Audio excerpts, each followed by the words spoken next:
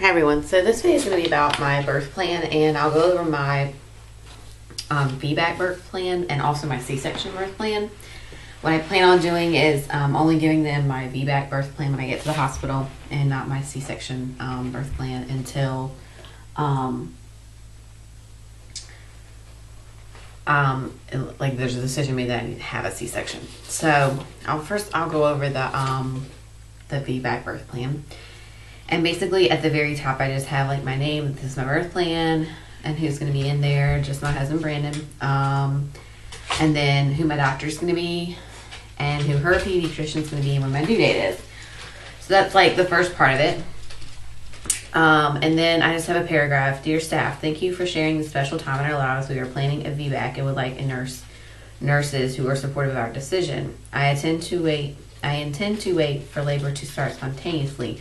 I will not consider artificial induction or augmentation of contractions under any circumstances, as I understand it is contraindicated in a VBAC due to increased rates of uterine rupture. I would like to avoid Pitocin completely. We want the birth to be as natural as possible with little intervention. Please note items that are in bold are very important to us that they be followed. Basically, during the first stage of labor, I will be here at home, laboring at home. I don't plan on going to the hospital until contractions are about 3 to 5 minutes apart, just whichever I feel comfortable with. My husband's kind of nervous about waiting until they're 3 minutes apart, but I just don't want to go in and then, have all these things done to me so soon. So anyways, and then the environment. During labor and delivery, I would like only my husband to be present and not be separated from me at any stage of labor. No visitors. Please let us know if someone wants to come in the room. Because I've heard that they just let anybody and anyone just come right on in the room. And I definitely do not want anyone coming into my room without me knowing that they're wanting to come in. So we definitely want them to tell us if somebody wants to come in. Please no residents or nursing students, only medical staff that is necessary. Please do not do any procedures without my husband being there. My husband was down in the cafeteria. He was eating, I think a snack or lunch or something. And they came in or dinner or whatever it was. I can't remember now, but they came in to bring my water. So anyways, experience. First off, if I'm not in active labor when I arrive at the hospital, I will labor at home until I get there, as I want to avoid Pitocin. Please do not start Pitocin unless I consent to it. My doctor fully explains why we are using it. I do not want my labor augmented in any way, breaking my water, stripping the membranes, or use of Pitocin. So I've mentioned not to be using Pitocin 4 times in my birth plan so far. So I think they know that I don't want Pitocin. I had Pitocin last time and it produced horrendous contractions. I'd like to spend the first stage of labor walking and sitting on a birth ball, which that's kind of what I'll be doing at home. But if I had to come in for some reason and I was in the first stage of labor, then I would not want to be confined to a bed. When I'm not up walking around, I'd like the baby to be monitored externally and intermittently, which means I don't want any internal monitors. My doctor has already said that it is policy at the hospital to continuously monitor. However, if they need me to sign a waiver or anything, then I'll do it, because I just don't want to be strapped to a monitor and strapped down to a bed and not being able to walk around. Because that is what helps the baby go down, get engaged, and able to come out. So descend or whatever it's called. We request that the least invasive or restricting versions of procedures be used. No internal monitors. I would like vaginal exams to be limited. I do not want my bag of water to be ruptured artificially. Please do not ask me if I want pain medications. I'm aware of the different kinds of pain medications. I will ask for medication if I need it. And I have bolded, please do not ask if I want an epidural. And I just told them about my experience with an epidural in just 2 sentences. And then at delivery, I would like to push at my own pace. I would like to push using a squatting bar or whatever position is most comfortable for me. If possible, I would like to watch the birth in a mirror. First do perineal massage, then as a last resort, I would rather tear than have an episiotomy. which I've been going back and forth about episiotomies. When I was in nursing school, I learned that it's better to have an episiotomy because you do not rip jaggedly, you rip or they cut you straight down.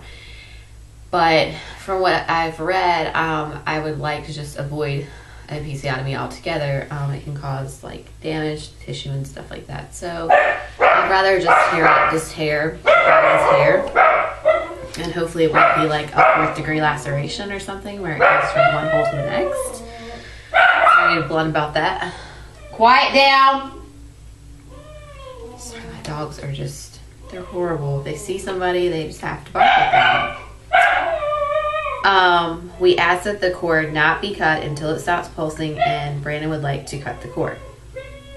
After delivery, I would like to hold my baby immediately after the birth and breastfeed if possible, then do any medical procedures necessary. Please hold off on eye ointment and vitamin K shot. We ask that any evaluations be done while I'm holding her. The ointment and the vitamin K shot, they can hold off, I think, for 1 or 2 hours or something like that, is what I was told. So they can hold off a little bit and not have to do that and make her eyes all gunky and she won't be able to see me. So, and then my next section is more for mother baby unit. Oh, and then the last thing I said, I would like the first 2 hours alone with Brandon and I with the baby. Please no visitors for that time. Visitors may come in after I am moved to the mother baby unit. I just want it to be a time of bonding with just us and not have people going in and out of the room. As far as breastfeeding goes, I am exclusively breastfeeding my baby. Please do not offer formula, sugar water, or pacifier. If supplementation becomes necessary, I would like to express my milk with a breast pump and give it to the baby in a syringe or cup. I would like to see a lactation consultant while in the hospital, which they do provide lactation consultants. First hours, I'd like my baby to room in with me. I want baby only to be in the nursery for any procedures that need to be done or by my request. I would definitely prefer a private room in the mother baby unit, please. Because the hospital that I work at, they have double rooms. And I just don't want to hear someone else's baby crying while mine's not and we're trying to sleep. And it's just more private, and my husband can stay with me if it's a private room, whereas in semi-private rooms, it's just there's not enough room. And I don't know if they allow the husbands to stay the night. So, and this is my C-section birth plan, and this is absolutely medically necessary. Please do not strap my arms down to the table. We would like a picture of the baby emerging from the abdomen if possible. If possible, please allow Brandon to cut the cord. In recovery, I would like only my husband to be present, no visitors in recovery. No visitors are to visit, see, or hold the baby until I'm out of recovery and back with the baby on the mother baby unit. This was something that happened last time, and it just made me furious because I didn't want all these people in recovery seeing me like I was, holding my baby before I did. It was just horrible. I was very doped up and didn't know what was going on, and so this time I don't want anybody in recovery. If I'm feeling up to it, I would like to immediately breastfeed the baby after I'm in the recovery room.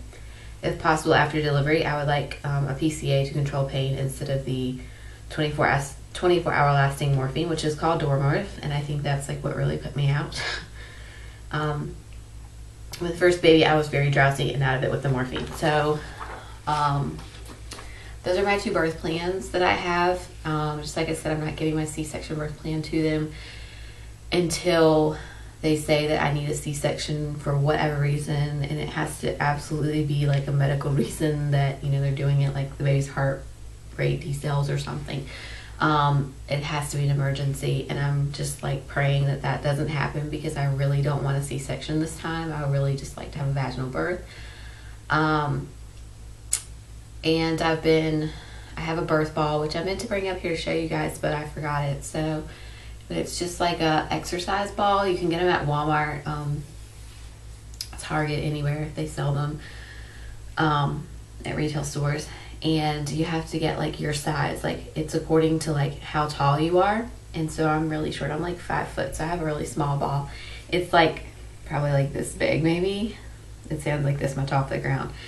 And it comes with a little pump. You can pump the the ball up. So I plan on sitting on that, rolling on that, or swaying, rocking back and forth, bouncing on it. I started doing that last night to try to get her to, move down, and I'll be 35 weeks in like 3 days. So really trying to like get that going and do the things that natural things that can help bring on labor instead of like medications and stuff like that. So I do have a breast pump this time, whereas I didn't have a breast pump with Ella until she was 2 weeks old. But if labor's like not starting by 40 weeks or something, then we'll be bringing that thing out and pumping with it. That is my breast pump back there. It's the Medela one. You guys have seen that. So just anything to try to get the labor started going naturally and not have to have any kind of augmentation like stripping of the membranes, Cervidil, prostaglandin gels, anything like that. I just kind of really want to avoid, just because I want to do it all on my own, and because that's the best way to do it if you want to be back.